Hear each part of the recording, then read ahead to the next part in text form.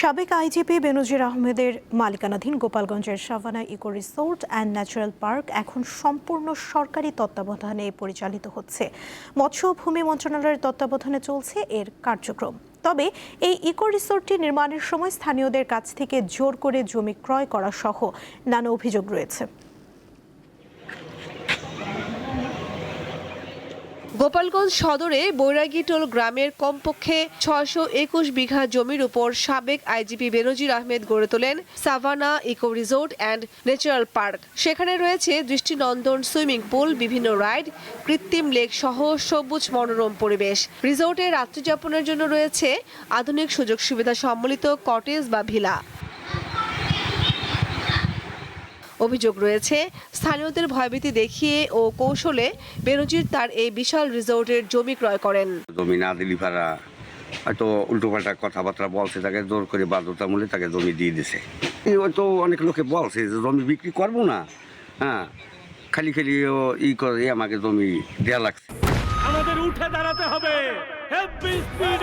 সকল অন্যায়ের বিরুদ্ধে রুখে দাঁড়ানোর এনার্জি পার্টনার। কেউ জমি বিক্রি করতে রাজি না হলে তার বিরুদ্ধে মিথ্যা মামলা দিয়ে হয়রানি করা হতো। দ্রুত সেসব মামলা থেকে মুক্তি চায় ভুক্তভোগীরা।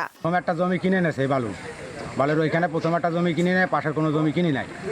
ওই ইয়ারটার থেকে সব জমির বালি তলের থেকে টানসার উপর থেকে ভাঙছে। এখানে উনি মেইন গেট করছে, যার কারণে আমরা আমাদের এই সে পুকুরগুলোয় যাইতে পারি না। উনি উচ্চমানের মানুষ, এই জন্য ভয়তে ওনার যাবো সে কথা ওনারে কোনোদিন আমরা বলিও না।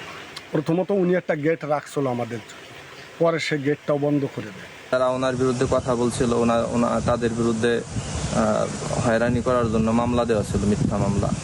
তো সেই মামলাগুলা যদি প্রত্যাহার হইতো তাহলে অনেক ভালো হইতো।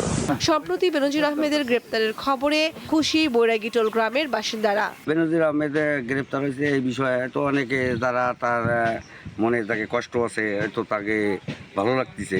আদালতের নির্দেশনা অনুযায়ী রিসোর্টের জলাশয়, কটেজ ও অন্যান্য স্থাপনা ক্রয় করা হয় এবং সেগুলো রক্ষণাবেক্ষণের ব্যবস্থা নেওয়া হয়। কৃষি জমি দেখভালের দায়িত্ব দেওয়া হয় কৃষি সম্প্রসারণ অধিদপ্তরকে এবং পুকুর ও জলাশয়ের দায়িত্ব দেওয়া হয় মৎস্য কর্মকর্তাকে। ২০২৪ সালের ৩ জুন পার্কটি বন্ধ ঘোষণা করে কর্তৃপক্ষ। কামরুন নাহার, দীপ্ত, বার্তা কক্ষ।